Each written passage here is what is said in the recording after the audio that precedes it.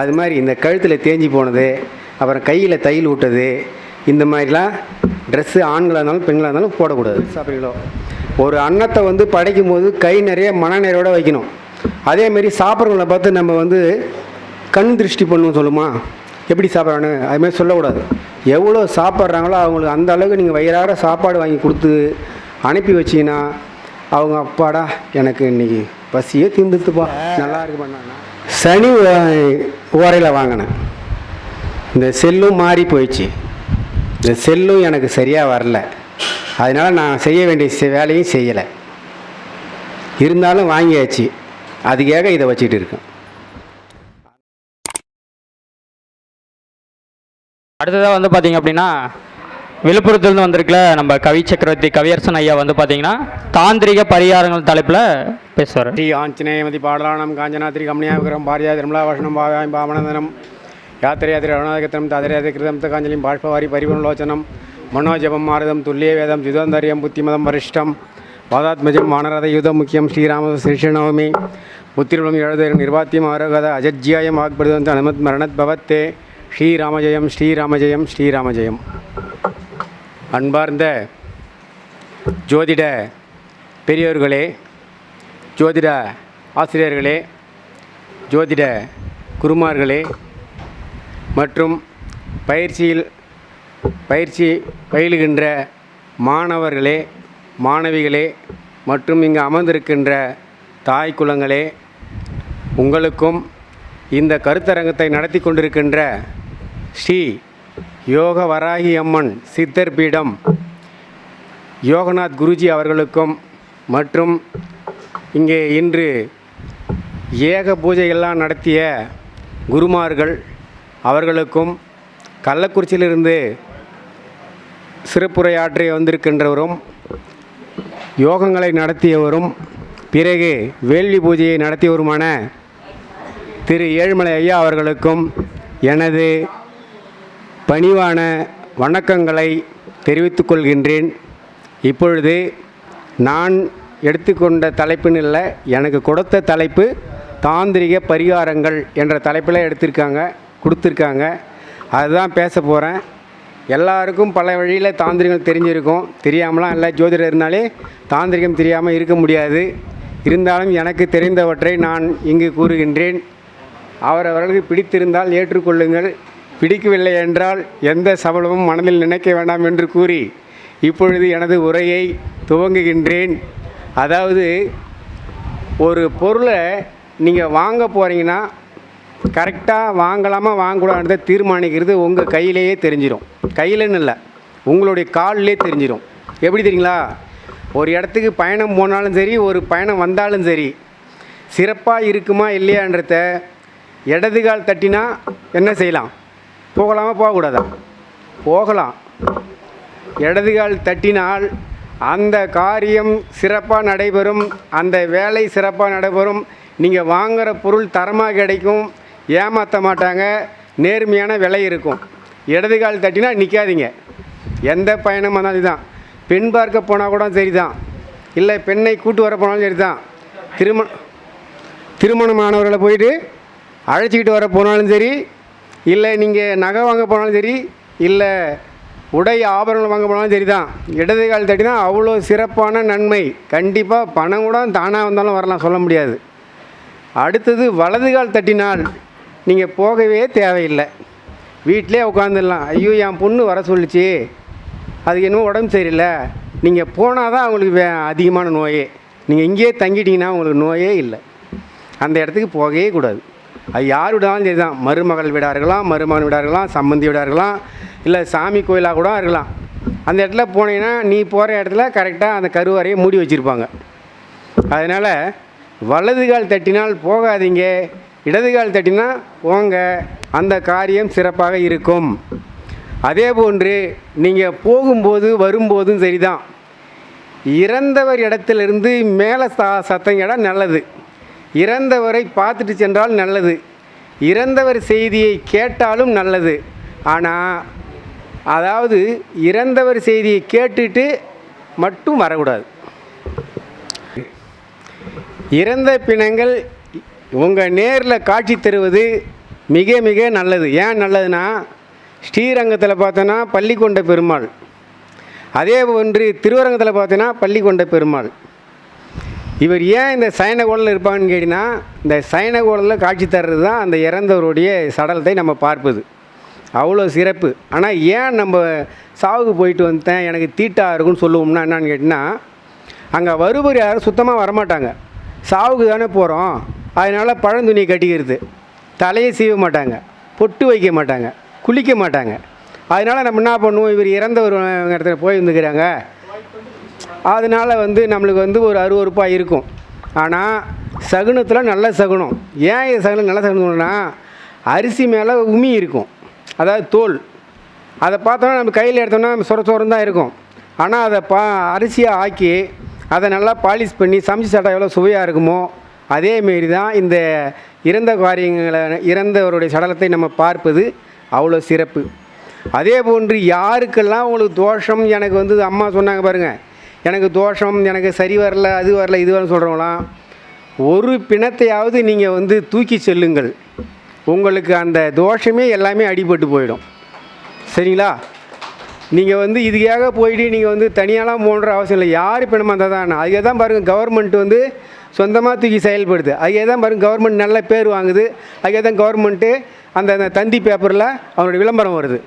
இந்த சடலத்தை செய்தாங்க. இப்போ பாருங்கள், இன்று மணிப்பூரில் ஒரு இராணுவ வீரர் இறந்துட்டார்.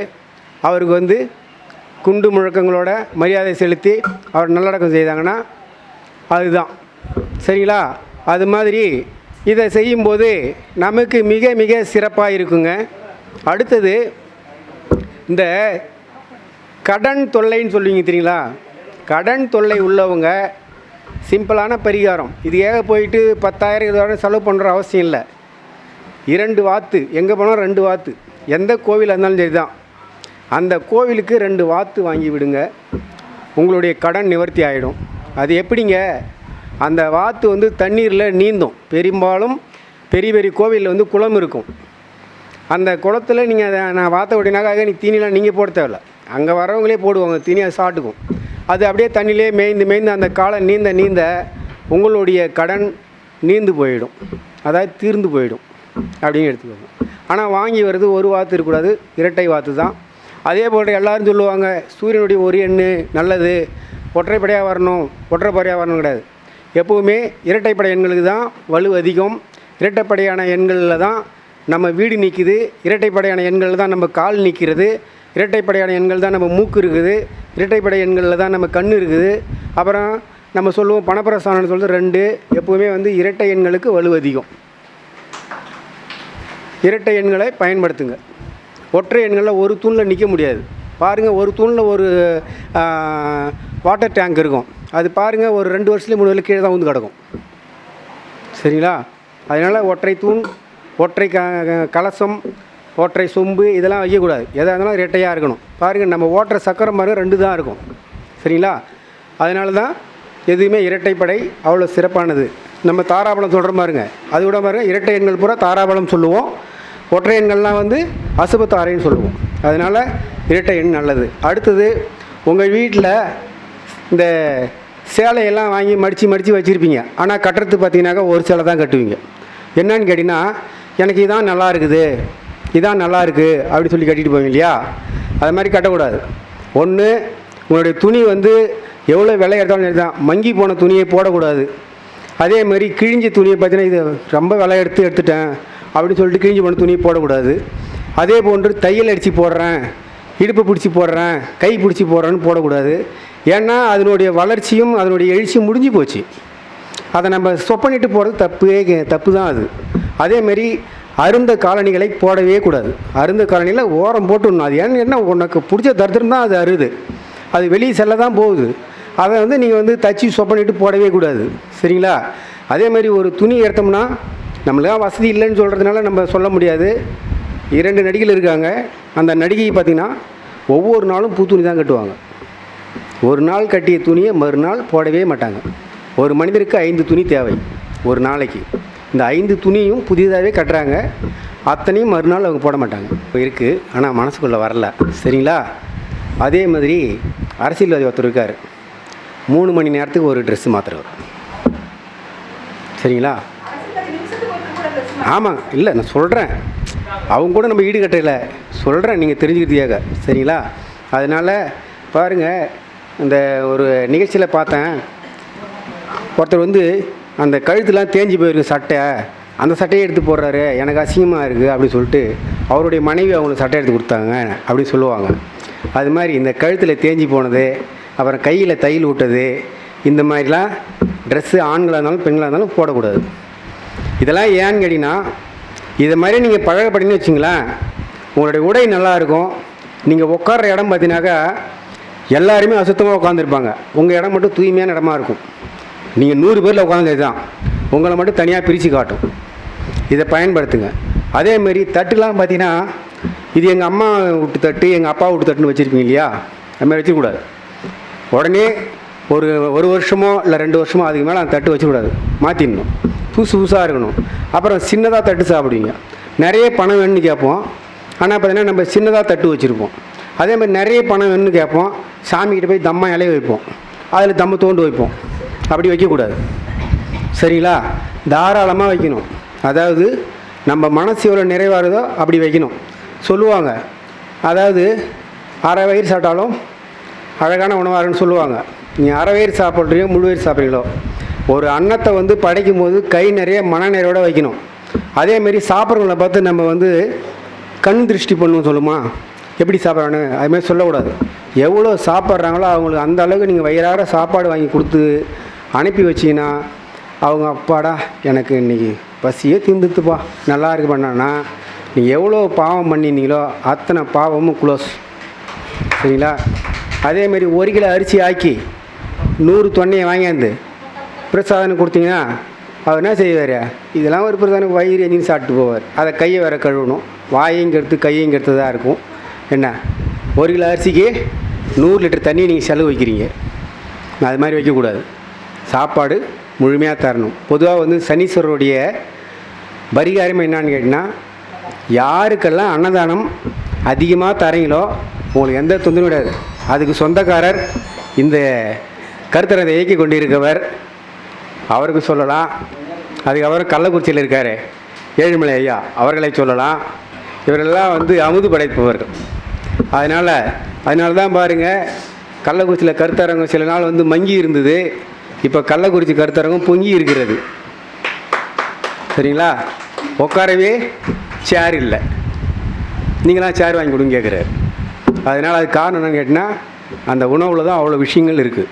அவர் சொல்லுவார், நீ அதுக்கேற்ற வந்து சோறு வாங்கி கொடுத்து போகிற எங்களுக்கு அப்படின்னு கேட்பார். அதனால் அதை செஞ்சு பாருங்கள், சிறப்பாக இருக்கும்.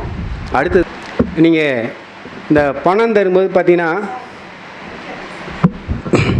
அடுத்தது பணம் தருவாங்க. நீங்கள் கொடுத்தாலும் சரி வாங்கினாலும் சரி தான். நான் போயிட்டு இப்போ தண்ணி வாங்கிட்டு வந்தேன். அவர் என்ன பண்ணார்னா, இப்படி வாங்குறாரு காசை. நான் உடனே என்ன பண்ணேன், கீழே வச்சிட்டேன், எடுத்துங்கன்ட்டு. இப்படி கொடுத்தா என்னன்னு தெரியுங்களா, நம்ம வந்து தேவையில்லாத காரியத்துக்கு அந்த தண்ணி வாங்குற மாதிரி அர்த்தம். அதெல்லாம் வாங்கக்கூடாது. அதேமாதிரி நீங்களும் இப்படி கையை வச்சு கொடுக்கக்கூடாது. இது எந்த காரியம் செய்வேன்னா, அந்த மரண நிகழ்வுக்கு மட்டும்தான் இப்படி செய்யணும். ஏன்னா இதோட கட்டாயிடணும், எனக்கு நல்ல காரியம் தான் வேணும். ஏன்னா எனக்கு வந்து வண்டி வாங்கி 16 வருஷம் ஆகுது. எனக்கு வந்து இருசக்கர வாகனம். அது இது வரைக்கும் 7 சாவுக்கு தான் போயிருக்கு. அது காரணம் என்னன்னா, நானும் சாவுக்கு போனால் காசு கொடுப்பேன். யாருக்கு? அந்த மேளம் வாசிப்பவர்களுக்கு. இப்படி தான் கொடுப்பேன். அவசரமாக தான் கொடுக்க மாட்டேன். அவசரமாக கொடுத்தாலும் சரி தான், இப்படி தான் கொடுப்பேன். சில பேர் வேணால் இப்படி கொடுப்பாங்க இல்லையா, அது என்னன்னு கேட்டினா, அந்த காரியத்துக்கு இப்படி கொடுக்கணும், நமக்கு தேவைப்படும்போது இப்படி தரணும். இப்படி இருந்ததுன்னா உங்களுக்கு அவ்வளோ சிறப்பாக இருக்கும். அதே மாதிரி வண்டி வாகனம்லாம் நீங்கள் வாங்குறீங்கன்னா, உங்களுடைய லக்னத்து நேரம்லாம் உங்களுக்கு கிடைக்காது. பெரும்பாலும் ஓரை நேரங்களை பாருங்கள். ஓரை நேரங்களை பார்த்து நீங்கள் செய்யும்போது அவ்வளோ சிறப்பாக இருக்கும். ஏன்னு கேட்டிங்கன்னா, நான் வாங்கின ஒரு செல்லு, அதை வந்து சுக்கிரன் வரையில் வெள்ளிக்கிழமை வாங்கினேன். இது வரைக்கும் வாங்கி 6 வருஷம் ஆகுது. இன்னமும் அந்த செல்லு செயல்பாட்டில் இருக்குது. ஆனால் வச்சுக்கிற செல்லை சனி ஓரையில் வாங்கினேன். இந்த செல்லும் மாறி போயிடுச்சு. இந்த செல்லும் எனக்கு சரியாக வரல. அதனால் நான் செய்ய வேண்டிய வேலையும் செய்யலை. இருந்தாலும் வாங்கியாச்சு, அதுக்காக இதை வச்சுட்டு இருக்கேன். அந்த நல்லோர் செய்வர் நாளும் செய்யும், நாலு செய்யாததை நல்லோர் செய்வான்னு சொல்லுவாங்க. அதே மாதிரி தான் இந்த கருத்தரங்கத்துக்கு ஏன் நம்ம வரோம்னா, இப்போ நீங்கள்லாம் பேசுனீங்க தெரியுங்களா, அவ்வளவும் ஒவ்வொரு சிறப்பு இருந்தது. அவருக்கு அவரவருடைய சிந்தனைக்கு ஏற்ற மாதிரி இருந்தது. இதுக்காக தான் உங்களை கருத்தரங்கத்துக்கு எந்த கருத்தரங்கம் போனாலும் உங்களை எல்லாரையும் வாங்க வாங்கன்னு கூப்பிடுவேன். கள்ளக்குறிச்சியில் பேசினாலும் இப்படி தான் சொல்லுவேன், இங்கே பேசினாலும் அப்படி தான் சொல்லுவேன். ஏன்னா நம்மளுக்கு குரு பலம் கிடையாதுன்னு சொல்லி நீங்கள் வீட்டில் குறை சொல்லியிருக்கிறத விட, இந்த மாதிரி இடத்துல வந்தீங்கன்னா, இங்கே ஒரு 40 பேர் இருக்கிறோம். இதில் ஒருத்தர் கூடாமல் நல்லவங்க இருக்க மாட்டாங்க. இதில் ஒரு கூடாமல் நம்ம மேலே பார்வை நம்மளுடைய கர்மாவை போக்காது. அதுக்காக தான் சொல்கிறேன், இந்த மாதிரி கருத்தரங்கத்துக்கு அனைவரும் வாங்க. அதே மாதிரி இந்த கருத்தரங்கெல்லாம் செயல்படுத்துகிறாங்க இல்லையா, இதெல்லாம் பயன்படுத்திக்கணும். தெய்வம் மனித வழியில் தான் வருமோ தவிர தெய்வமே வராது. அதுதான். அடுத்தபடியாக இப்போ திருமணத்துக்கு தடைன்னு சொல்கிறோம் இல்லையா, திருமண தடைக்கோ மாதுளம்பழம் இருக்கு இல்லையா, அந்த மாதுளம்பழத்தில் விளக்கு ஏற்றுங்க. மாதுளம்பழத்தில் விளக்கு போடலாம்ல, மாதுளம்பழத்தில் விளக்கு ஏற்றுனீங்கன்னா திருமண தடை நீங்கும், திருமணம் நடைபெறும். அடுத்தபடியாக இந்த பில்லி சூனியம் ஏவல் வச்சிட்டாங்க, எனக்கு ஏவல் பின்னி வச்சுருக்காங்க அப்படின்னு சொல்கிறீங்களா, இந்த சந்தேகத்துக்கு நம்ம ஜாதகத்தை போய் பார்க்கணுமா? பார்க்கலாம். ஜாதகத்தில் எந்த கிரகத்துக்கு கூட ராகு இருக்குதோ அது சூனியம்தான். அது எந்த கிரக வீடாக இருந்தாலும் சரி, எந்த கிரகமாக சூனியம்தான். அப்போ அதை நிவர்த்தி பண்ணணும். என்ன பண்ணணும் தெரியுங்களா? பாவக்காயில் விளக்கு போடலாம், தெரியுமா?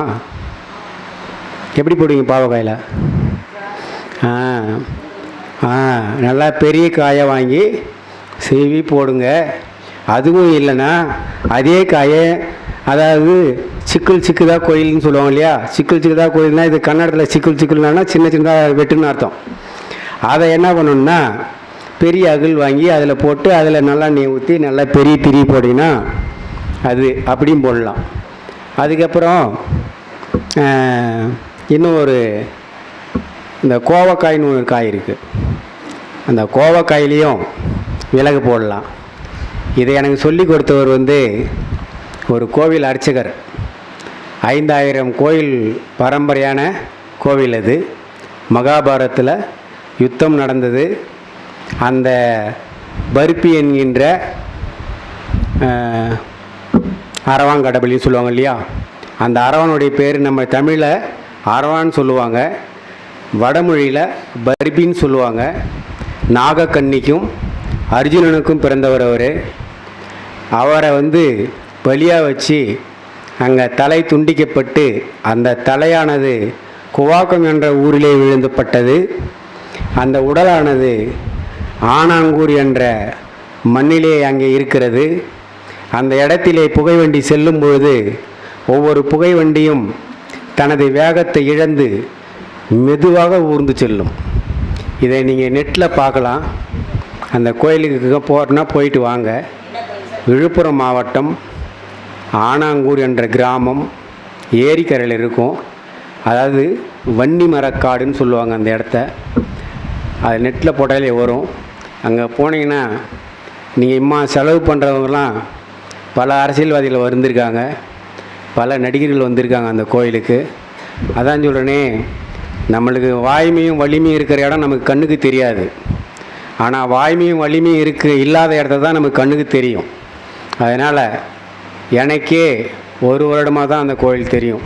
எனக்கும் அதற்கும் இருக்கக்கூடிய இடம் எவ்வளோன்னா வெறும் 15 கிலோமீட்டர் தூரம்தான். ஆனால் எனக்கு இந்த 1 வருடம் கழித்து தான் தெரிஞ்சுது. அதனால் அந்த கோயிலுக்கு போயிட்டு வாங்க. அவரே சில பரிகாரங்கள்லாம் சொல்லுவார், அவ்வளோ சிறப்பாக இருக்கும். அந்த கோவில் பேர் ஆதி மகா காளி அம்மன், ஸ்ரீ துர்க்கை அம்மன், ஈச்செடி வீரன் சொல்லுவாங்க. இத்தனை கோவிலினுடைய அந்த சுவாமிகள் எல்லாம் ஒரே பக்கமாக மேற்கு பார்த்து இருக்கும். இந்த மாதிரி எந்த இந்தியாவிலே கிடையாது, அங்கே மட்டும்தான் இருக்குது. அதை போயிட்டு பாருங்கள். நான் சொன்ன பரிகாரம்லாம் சரியாக வேலை செய்யும்.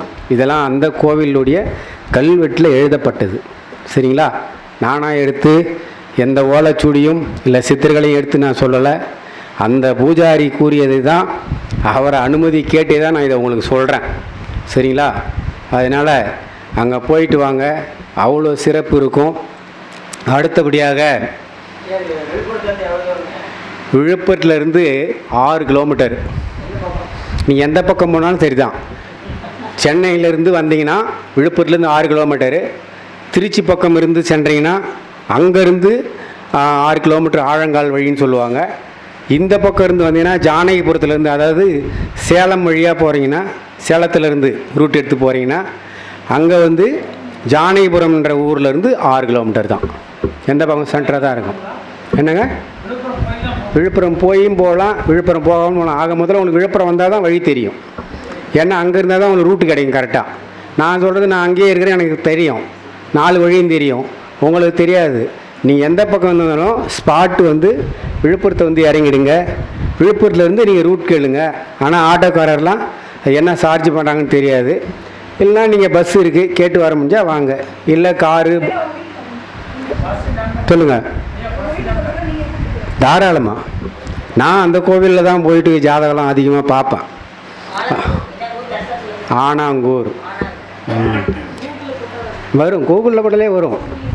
கூகுளில் இருக்குது. ஆமாம், அந்த பூசாரியுடைய ஃபோன் நம்பரோடு வரும், தெரிஞ்சுக்கலாம். சரி, அதன் பிறகு அதிலே வரும் ஃபோன் நம்பர்லாம் எல்லாமே. நீங்கள் அதிலே போட்டாலே வரும். இல்லைன்னா நீங்கள் எனக்கு போடுங்க ஃபோன் நம்பரு, நானே சொல்கிறேன். அதுக்கப்புறம் நீங்கள் வாங்க. அதான் என்னுடைய ஃபோன் நம்பர் வேணுமா? 96 29 05 19 22. இந்த நம்பர் வந்து ஒரு 27 வருஷத்துக்கு மேலே வச்சுருக்கேன் நான். நம்பர் மாற்றவே இல்லை. சில பேர் பார்த்தீங்கன்னாக்கா 1 வருஷத்துக்கு ஒரு நம்பரு, 2 வருஷத்துக்கு ஒரு நம்பர் மாற்றுவாங்க. இது வரைக்கும் 3 முறை அந்த நம்பர் தவற விட்டு திரும்பவும் அதே நம்பரில் தான் இருக்கிறேன். அதனால் இது மட்டும் போதுமா? இன்னும் எதனா சொல்லணுமா? சரி, என்னங்க?